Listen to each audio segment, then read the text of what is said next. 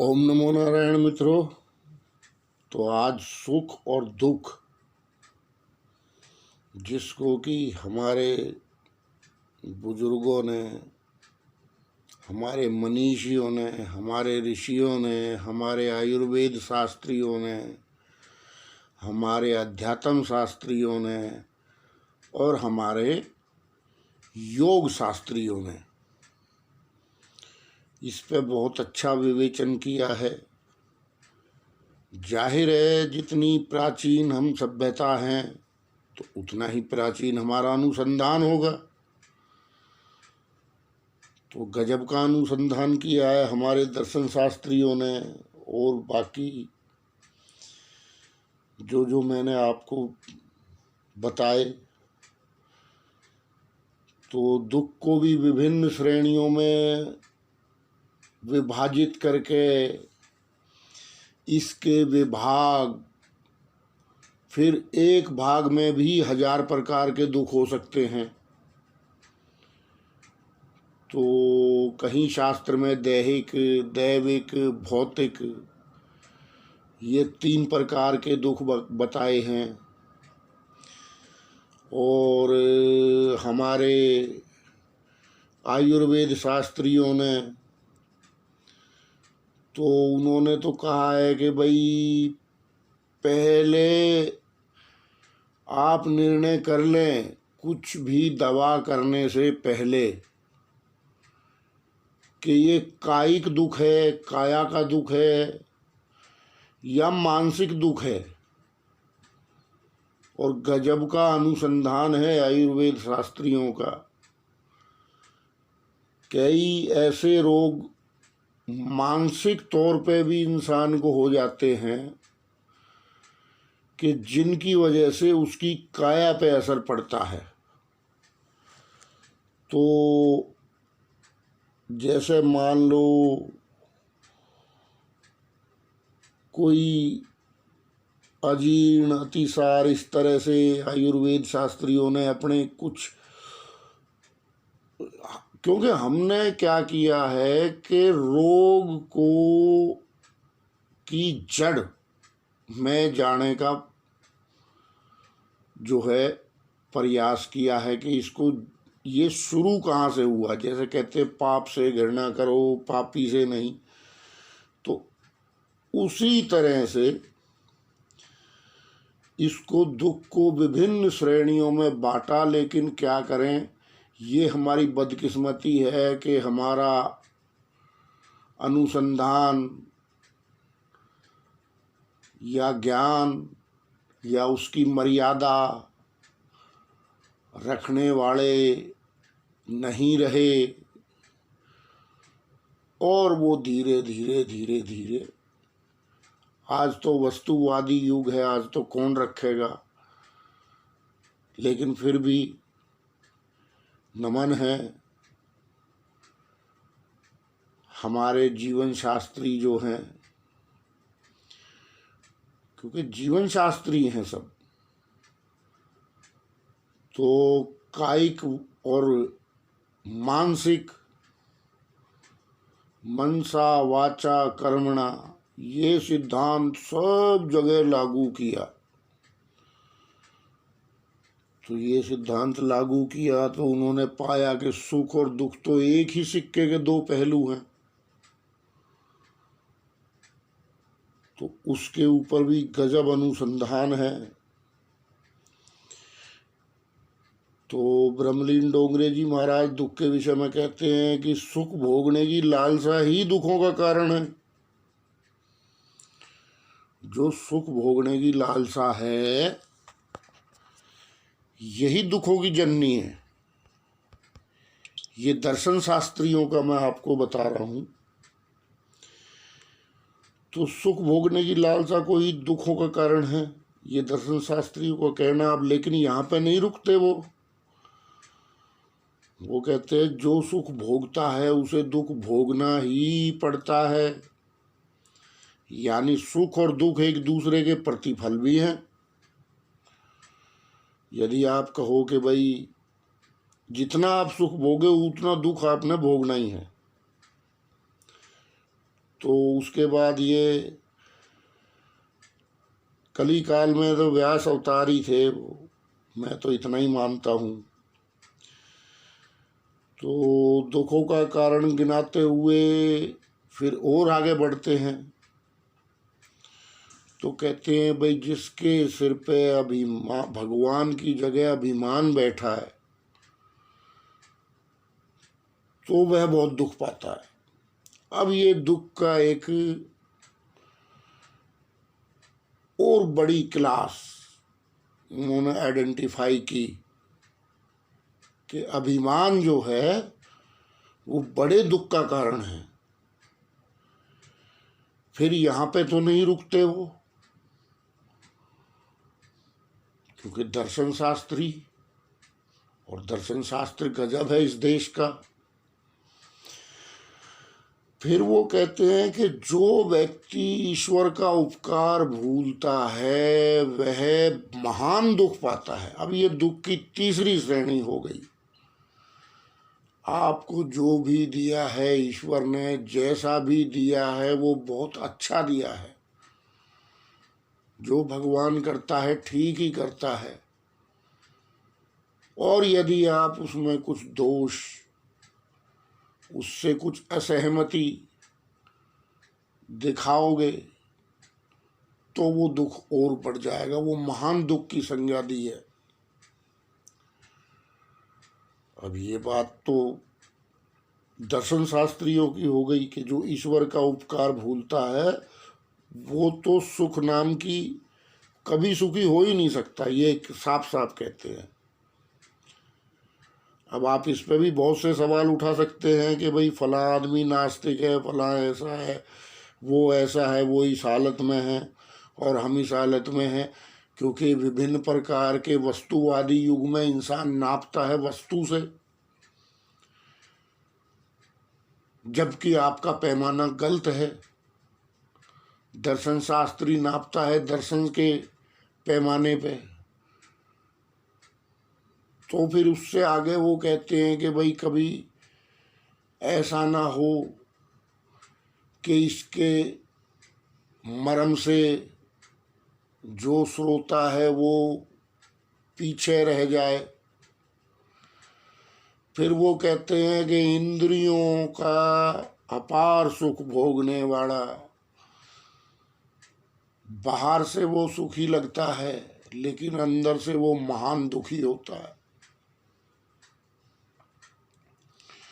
तो दुख के सूक्ष्म से सूक्ष्म और बड़े से बड़े विषय पे हमारे दर्शन शास्त्रियों ने अनुसंधान किए हैं। अब कोई जो भोगी व्यक्ति है, जो वस्तुवादी व्यक्ति है, वो आपको बड़ी चमक दमक में दिखेगा। जमाना है ना, उसी को देख कर तो दूसरा बिगड़ रहा है, दूसरे को देख कर तीसरा बिगड़ रहा है, तीसरे को, यही हो रहा है आजकल। तो उस चीज से बचाने के लिए ब्रह्मलीन डोंगरे जी महाराज इस कली काल के व्यास अवतार, तो वो दुख के विषय में बड़ा सटीक बातें कह गए हैं। क्योंकि देखो, आयुर्वेद शास्त्रियों का भी बात करूंगा, ज्योतिषियों की भी बात करूंगा,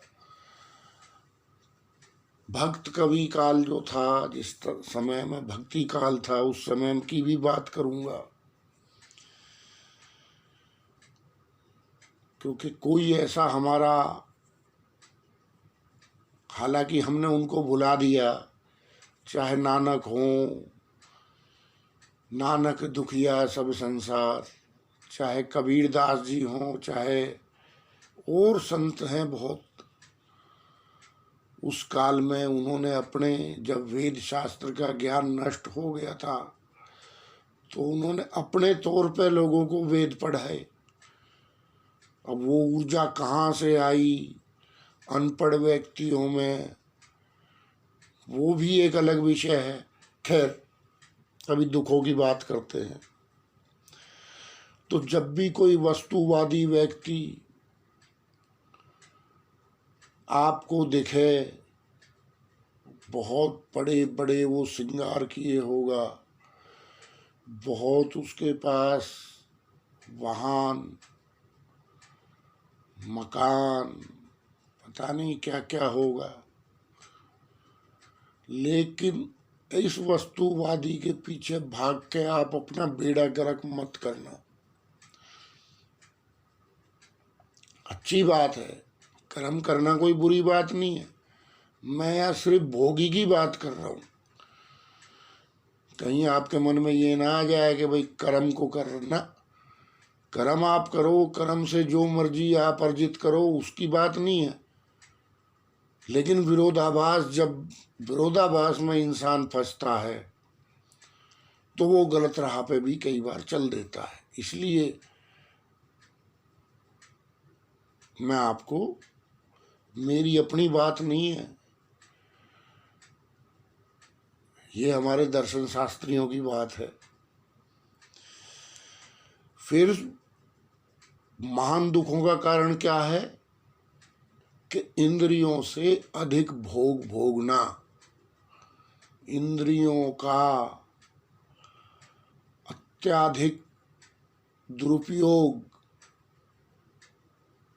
ठीक है, इंद्रियों को संयम में ना रखना, ये महान दुख का कारण है।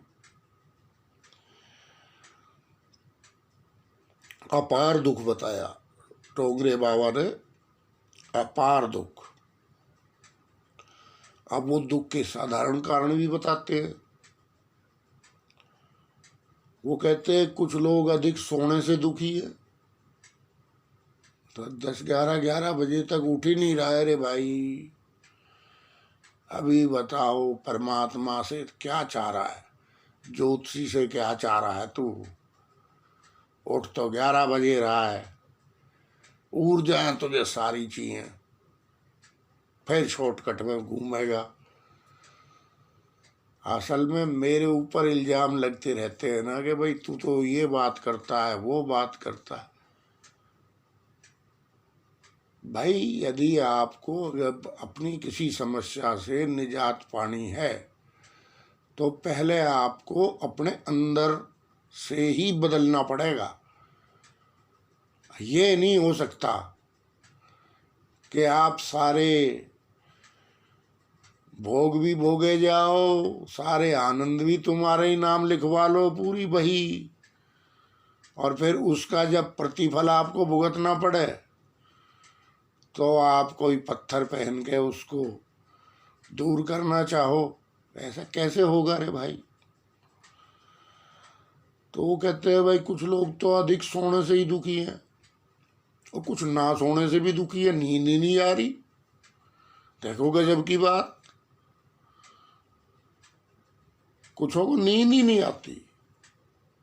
कारण माया, वस्तुवादिता। तो वहां पे खाली निद्रा का संतुलन जो है वही बिगड़ा तो इंसान गया काम से। अभी कोई स्लीपिंग डे भी मनाती है राक्षस सभ्यता, तो अभी था मेरे ख्याल, या है भगवान जाने।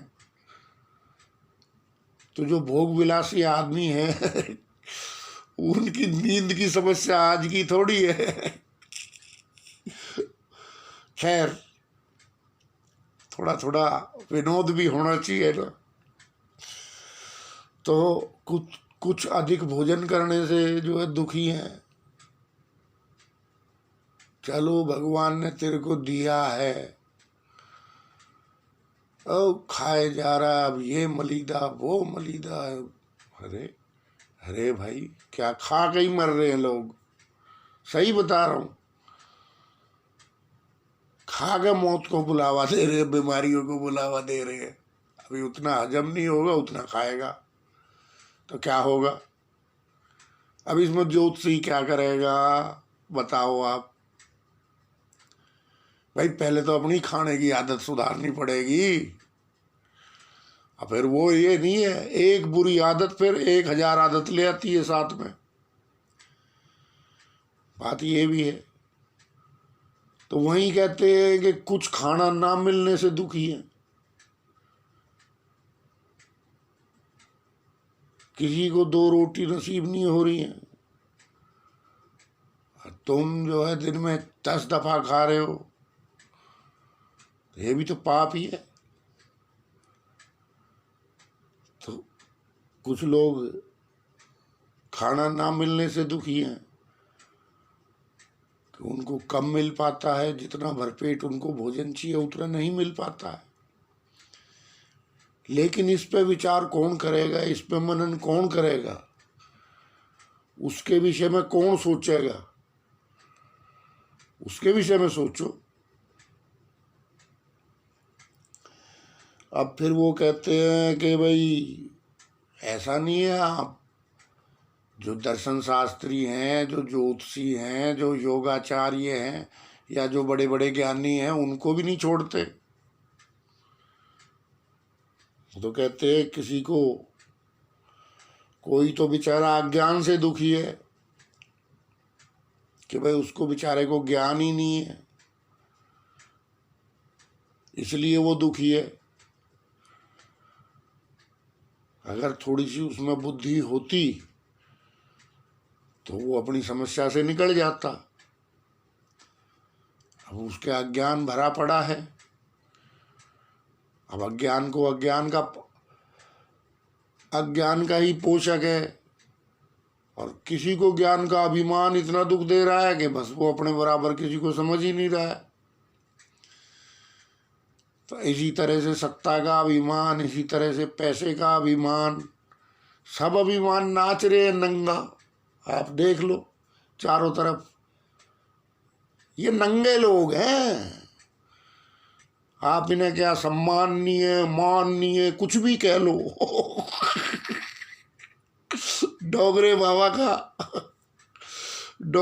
का नजरिया दूसरा है। बहुत प्राचीन पुस्तक है, मेरे पास ही है, तो उसमें से कभी कभी आपको 2-4 बातें बता देता हूँ, मेरी अपनी नहीं है। तो कुछ लोगों को कुछ मिल जाता है प्राप्ति, तो उन्हें वही दुख हो जाता है, फिर उन्हें नरक ले जाने के लिए वही बहुत है। तो अब कर लेते हैं आयुर्वेद शास्त्रियों की बात।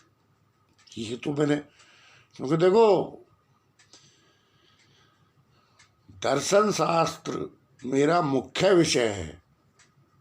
आप मुझे जो मर्जी कह लो, लेकिन मेरा प्रेम, मेरा लगाव, मेरी भावनाएं दर्शन शास्त्र। तो पहले आपको दर्शन शास्त्र के बारे में बताया। तो दर्शन शास्त्रियों के दैहिक, दैविक, भौतिक, आई समझ में, 3 तापों के बारे में बताया। तो फिर जो है अभिमान बहुत बड़ा दुख देता है, ठीक है ना। देखो उस रावण के घर में कितने लाख नाती और कैसे बोलते हैं वो मेरे थोड़ा सा अभी दिमाग में नहीं आ रहा। 1 लाख पूत 1.25 लाख नाती, पता नहीं था रावण के घर दिया ना बाती, कुछ इस तरह से बोलते हैं। तो कितने भयंकर और खतरनाक अभिमान के परिणाम हो सकते हैं, ये भी हमारे दर्शन शास्त्रियों ने विश्लेषण किया है। अब चलते हैं आयुर्वेद की तरफ, क्योंकि देखो ये वट वृक्ष है, जो हमारी सभ्यता है, सनातन धर्म है, ये वट वृक्ष है। ये इंसान से किसी से नफरत नहीं करता है, लेकिन उसकी कारण से, उसके कारण में ये बिल्कुल पहुंच जाता है कि ये बात आई कहाँ से, ये जड़ कहाँ है इसकी। ये मॉडर्न मेडिकल साइंस के पास नहीं है, क्योंकि आपको कोई मानसिक आघात पहुंचा तो आपका खान पान, आचार व्यवहार सब प्रभावित होगा। इस पे हमारे ज्योतिषियों ने भी बहुत काम किया है, जबरदस्त काम किया है, बहुत जबरदस्त काम किया है, लेकिन हमने भुला दिया। हम कौन सा ज्योतिष करने लगे, जो वो क्या बताते हैं, वो वर्ल्ड, ये जो निद्रा दिवस मनाते हैं यार कमाल है। उन लोगों को नींद की प्रॉब्लम बहुत दिन से है, सभ्यता के शुरू से है, क्योंकि वो भोग ही रहे हैं लेकिन अब तो यहाँ भी उनसे ज़्यादा है। खैर, तो मेरे ख्याल 21 मिनट का वीडियो हो गया। आयुर्वेद शास्त्रियों का भी विषय लंबा ही है, तो 2-3 घंटे का वीडियो हो जाएगा। अब आयुर्वेद शास्त्रियों के, जो ज्योतिष शास्त्रियों के, जिन्होंने दुख को किस प्रकार देखा है, उससे आपको अगले वीडियो में अवगत कराऊंगा। थोड़ा लंबा हो गया वीडियो, माफ़ करना। ओम नमो नारायण।